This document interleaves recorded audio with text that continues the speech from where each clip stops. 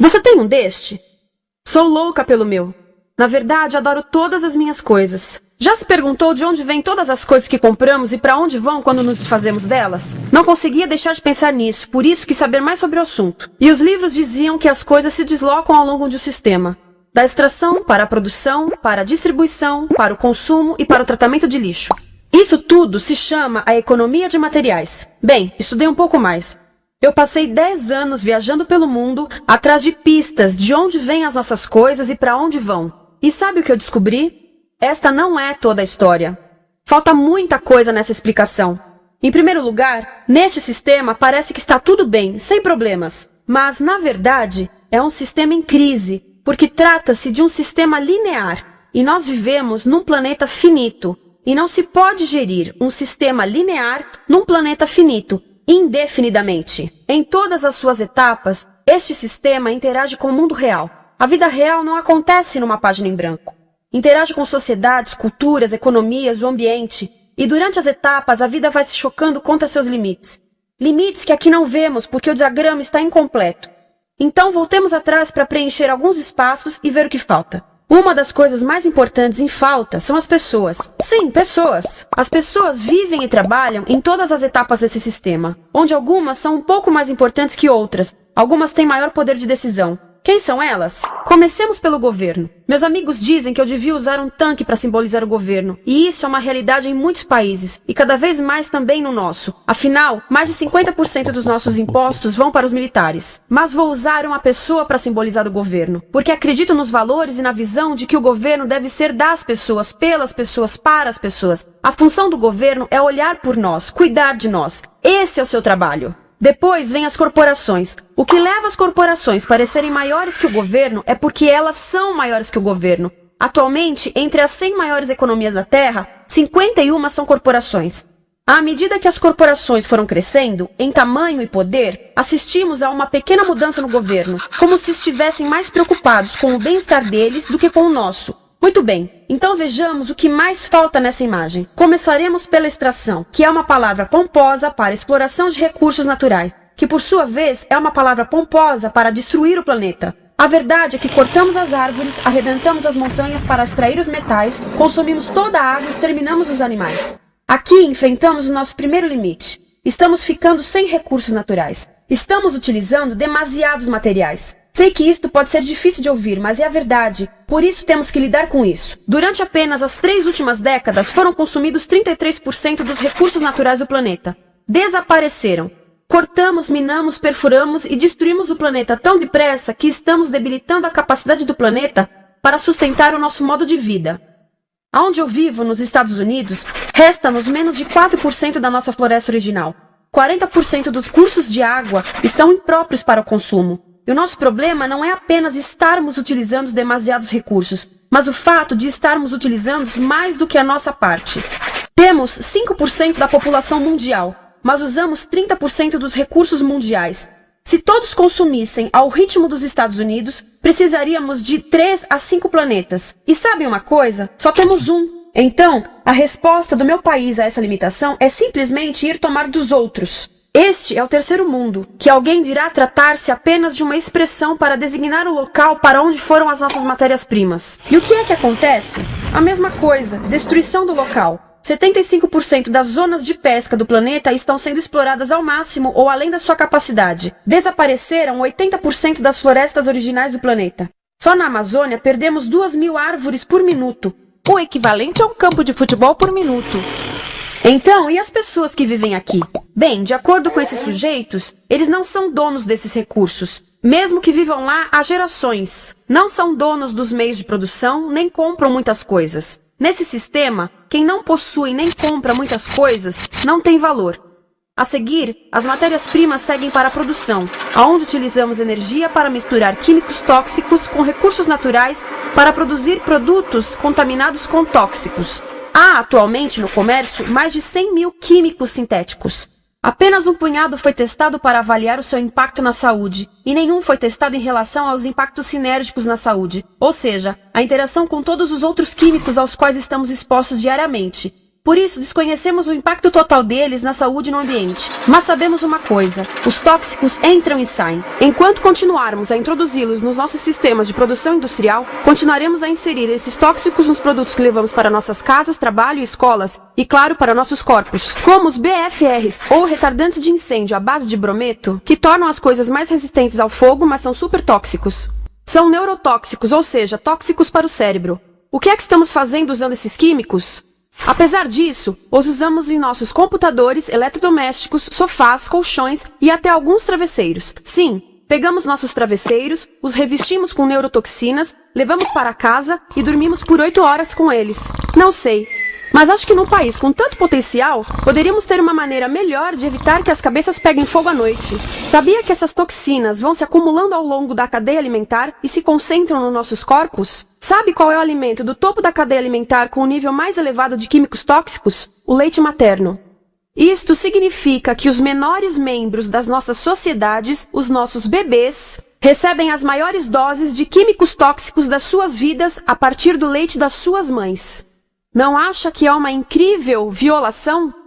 A amamentação deveria ser o mais importante ato humano de nutrição. Deveria ser algo sagrado e seguro.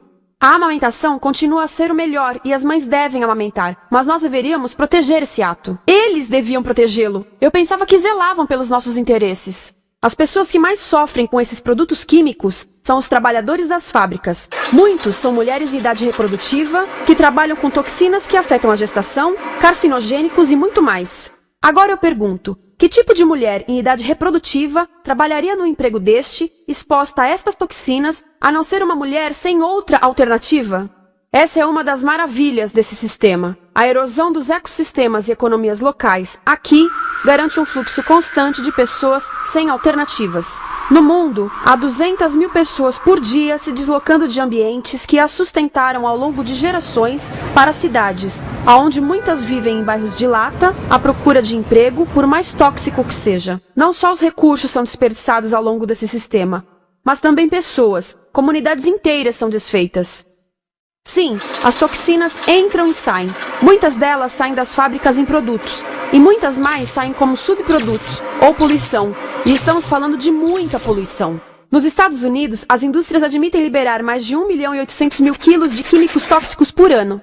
Deve ser muito mais, porque isso é o que eles admitem. Trata-se de outro limite, porque quem quer ver e respirar 1.800.000 quilos de químicos tóxicos por ano? Então o que eles fazem? Mudam as fábricas poluidoras para o estrangeiro, para poluir outros países. Mas, surpresa, grande parte dessa poluição volta para nós trazida pelo vento. E o que acontece depois de todos os recursos naturais serem transformados em produtos? Passam por aqui, para a distribuição, o que significa vender todo o lixo contaminado com toxinas o mais rápido possível. Aqui, o objetivo é manter os preços baixos, com as pessoas comprando os produtos em constante movimento. Como eles mantêm os preços baixos? Pagam salários baixos aos trabalhadores das lojas e restringem o acesso aos seguros de saúde sempre que podem. Tudo se resume em exteriorizar os custos. O verdadeiro custo da produção não se reflete no preço. Em outras palavras, não pagamos aquilo que compramos. Outro dia estive pensando nisto. Ia a caminho do trabalho e queria ouvir as notícias. Por isso entrei numa loja para comprar um rádio. Encontrei um pequeno rádio verde engraçado que custava $4,99. Na fila do caixa pensei, como $4,99 podem refletir o custo da produção e transporte desse rádio até ele chegar nas minhas mãos? O metal deve ter sido extraído na África do Sul. O petróleo provavelmente do Iraque. O plástico produzido na China e talvez montado por uma criança de 15 anos numa fábrica do México. $4,99 não paga nem o aluguel do espaço ocupado na prateleira, nem parte do salário do empregado que me atendeu, ou as viagens de navio e caminhão que o rádio fez. Foi assim que eu percebi que eu não paguei o valor do rádio. Então, quem pagou? Estas pessoas pagaram com a perda do espaço dos seus recursos naturais. Estas pagaram com a perda do ar puro, com o aumento de doenças como asma e câncer. As crianças do Congo pagaram com o seu futuro, pois 30% delas abandonam a escola para trabalhar nas minas de coltan, um metal que usamos em aparelhos eletrônicos baratos e descartáveis. Estas pessoas pagaram por não ter direito ao seguro de saúde. Ao longo desse sistema, pessoas contribuíram para que eu comprasse o rádio por $4,99, mas essas contribuições não são registradas por nenhum contabilista. É isto que eu quero dizer com exteriorizar o verdadeiro custo de produção. E isso nos leva à seta dourada do consumo. O coração do sistema, o motor que impulsiona. É tão importante proteger esta seta que se tornou prioridade daqueles dois sujeitos. É por isso que após o 11 de setembro, quando nosso país estava em choque, o presidente Bush poderia ter sugerido fazer luto, rezar, ter esperança, mas não, ele disse para fazermos compras. Compras! Nos tornamos uma nação de consumidores. Nossa principal identidade passou a ser de consumidores. Não mães, professores, agricultores, mas consumidores. Nosso valor é medido e demonstrado pelo quanto contribuímos para esta seta. Quanto consumimos. Não é isso que fazemos? Compramos, compramos, compramos. Manter os produtos circulando. E como circulam? Sabe qual a porcentagem dos produtos que circulam através desse sistema que ainda são usados 6 meses depois da venda na América do Norte? 50%? 20%? Não, 1%. 1. Em outras palavras, 99% das coisas que nós cultivamos, processamos, transformamos, 99% das coisas que percorrem o sistema são lixo em menos de 6 meses. Como é que podemos gerir um planeta com esse nível de rendimento? Mas não foi sempre assim. Hoje, o consumidor médio americano consome o dobro que há 50 anos. Pergunte à sua avó. No tempo dela, a boa gestão, a engenhosidade e a poupança eram valorizados. Então, como é que isso aconteceu? Bem, não aconteceu simplesmente. Foi planejado. Pouco depois da Segunda Guerra Mundial, estes sujeitos estudavam a forma de impulsionar a economia. O analista de vendas Victor Lebow articulou a solução que se tornaria a norma de todo o sistema. Ele disse: a nossa enorme economia produtiva exige que façamos do consumo a nossa forma de vida, que tornemos a compra e uso de bens em rituais, que procuremos a nossa satisfação espiritual, a satisfação do nosso ego no consumo. Precisamos que as coisas sejam consumidas, destruídas, substituídas e descartadas a um ritmo cada vez maior. O conselheiro econômico do presidente Eisenhower disse: o principal objetivo da economia americana é produzir mais bens de consumo. Mais bens de consumo? O nosso principal objetivo? Não é providenciar cuidados médicos, ou educação, ou transportes seguros, ou sustentabilidade, ou justiça? Bens de consumo? Como é que eles nos fizeram adotar esse sistema de forma tão entusiástica? Bem, 2 das suas estratégias mais bem-sucedidas são a obsolescência planejada e a obsolescência perceptiva. A obsolescência planejada é uma outra forma de dizer criado para ir para o lixo. Eles fazem as coisas de modo que sejam inúteis tão rápido quanto possível para jogarmos fora e voltarmos a comprar. Isso é óbvio em sacolas ou copos de plástico, mas verifica-se isso em coisas maiores como esfregões, DVDs, máquinas fotográficas, churrasqueiras, quase tudo. Até computadores. Já reparou que quando compra um computador, a tecnologia muda tão rápido que em poucos anos se torna quase um impedimento para a comunicação? Fiquei curiosa e abri um desses computadores para ver o que tinha dentro. E descobri que a peça que se muda a cada ano é apenas uma pecinha no canto. Mas não se pode mudar apenas essa peça, porque cada nova versão tem um formato diferente. Tem que jogar tudo fora e comprar um novo. Estive lendo sobre o design industrial da década de 50, quando a obsolescência planejada começou a aparecer. Esses designers eram muito claros sobre o assunto. Chegavam a debater quão rápido conseguiam que um aparelho avariasse, mas de modo que o consumidor mantivesse fé suficiente para ir comprar outro. Foi tão intencional, mas as coisas não avariam suficientemente rápido para manter essa seta funcionando. Por isso existe também a obsolescência perceptiva. A obsolescência perceptiva nos convence a jogar fora coisas que ainda são perfeitamente úteis. Como fazem isso? Mudam a aparência das coisas. Por isso, se comprou suas coisas há alguns anos, todos percebem que você não tem contribuído para essa seta. E como o nosso valor depende da nossa contribuição para essa seta, isso pode ser embaraçoso. Por exemplo, se eu tiver o mesmo monitor de computador gordo e branco na minha mesa por 5 anos e a minha colega tiver comprado um computador novo, ela vai ter um monitor plano brilhante que combina com o computador, com o celular e até com as canetas. Ela parece estar operando uma nave espacial e eu pareço que tenho uma máquina de lavar na mesa. A moda é outro bom exemplo. Já se perguntou por que os saltos dos sapatos das mulheres passam de largos para finos num ano e no próximo de finos para largos? Não é por haver um debate sobre qual deles é mais saudável. É porque usar saltos largos num ano de saltos finos mostra que você não contribuiu recentemente para a seta. Por isso não vale tanto quanto a pessoa com saltos finos ao seu lado, ou em um anúncio. É para comprarmos sapatos novos. A publicidade e a mídia em geral têm um papel importante nisto. Cada um de nós nos Estados Unidos é bombardeado com mais de 3.000 anúncios por dia. Vemos mais publicidade num ano do que as pessoas há 50 anos viam em toda a vida.